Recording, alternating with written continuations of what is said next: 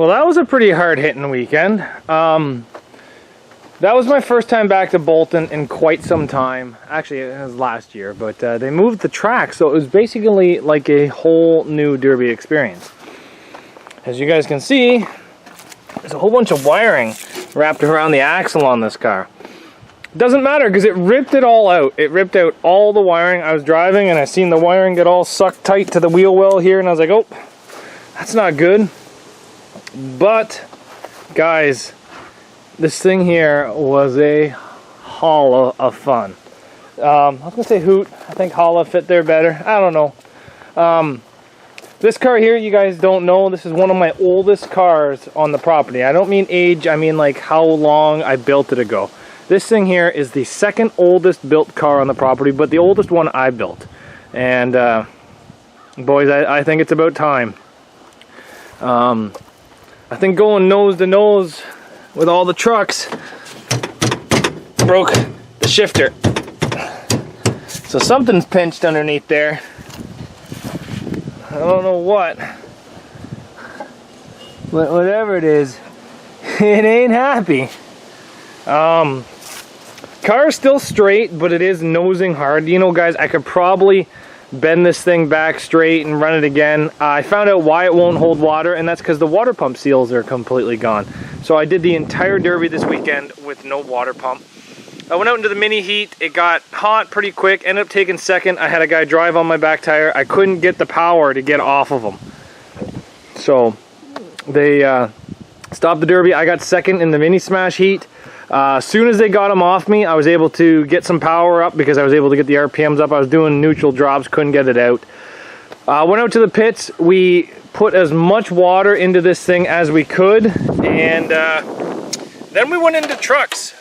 Bolton is kind of like a pro stock trucks, square tubing, sides folded down, all that fun stuff. And I didn't get last, guys. I think I got like 5th or 6th against the trucks. I was just trying to stay moving with this, with how muddy it was. It was pretty hard to get traction. I didn't really get any kill shots. I think I got one van with a kill shot, but other than that, I think it was just mostly to the backs of the folded down squatted trucks or to the front of the squatted trucks. At one point in time, my buddy actually got pushed into my driver door and I had to like reach way up there so he could see my thumbs up. So I found that pretty funny. That's why I love Bolton, guys. You know, it's about having a good time. It's not about winning. It's about taking your car and putting it in as many heats as you can. This thing is runnable again, but I don't want to, guys. Like, I could probably pull this thing. Don't look at it like that, Zach. It's done you good. You don't need to pull it down and run it again. You can. Well, please don't. This thing's tired. What we're probably, damn it. This is so hard for me. This is like a child that I've cared for the last, I think I've had it 7 years built. 2018 is when I built it. This is a child I've cared for a long time. What do you think its compression is? Shit. Think its compression's okay? I don't think it's I would have to pull the motor to do the water pump. How do you still have an alternator belt on you? Like how? How on earth does this thing still have an alternator belt on it? But there was a Ford Explorer out there. He got some speed and he hit me right here. You can actually see where his bumper was. That was a great shot. I don't know what happened, but it killed my computer in this thing. I think it broke the toggle switch, to be honest. So I ended up getting it refired. What I did was I took apart my connection. You guys make fun of me because of these morettes, but in the derby I was able to take it apart and hold that right to the positive on the battery and get this thing fired up again. It still runs. Guys, this thing still runs. I don't know. Anyway, that Explorer got me good. Great hit. I gave him thumbs up. He ended up dying about, I think, maybe a minute or two after that hit, so I got his attention in the ring and said, great job, buddy. And we shared some thumbs ups back and forth. I love that. I love that when these guys hit you. Don't give them the finger. Give them a thumbs up and keep going, guys. It was a very clean shot. Great shot. I actually think that's what pretty much disabled this car in the ring. Like, it's ripping the roof off of it. But didn't go into the cage. Like, the cage is still all there. The floor is completely gone. But guys, this is about as good as it can get back here. I don't think it could get too much better packed in than that.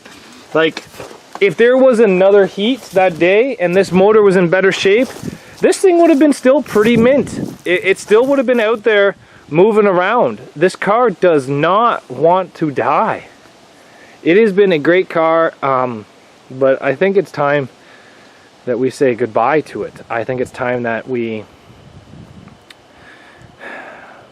bid farewell to it, and that's a pretty sad farewell, if you guys can tell from my voice. But I think that it's not going to survive this winter, this teardown season. I don't think it's going to survive. But I've been proud to call this car mine, and it's done me good. It won Bolton in the past. It came second this year. It went to Sauble Beach. Didn't even get to run at Sauble Beach. It went down to Pennsylvania, and we went to a bent metal motorsports show with this. This car's been a good car. There's been a lot of good memories in this car. My first time that I actually built it, I wanted to run it at the championship, but I had to work, so I actually let my buddy run it. So this ran the very last Thrill Show Championship, so that's pretty cool. It's got my old Lexus hood on it, the Lexus I used to drive on the road, the one that's got the police damage reported to police sticker on it. This one here's got the engine cage in front of the motor. This car here's had a lot of good memories, that's for sure. It's gonna be very sad to let it go. Maybe I won't. I can't be doing this, guys. Why do I keep wanting to keep all this junk? Like, could I store it another winter? Oh, I've only ran it twice this year. I don't think it's worth taking down to Pennsylvania again. It might be worth it taking to Bolton, but guys, it's getting torn apart, guys. I can't run it anywhere else. It's got way too much plate. And before you say take this thing down to like Kansas or Kentucky or Pennsylvania or Ohio, guys, you got to think that's like 12-hour drive for me. That's a $2,000 in fuel and hotels and food.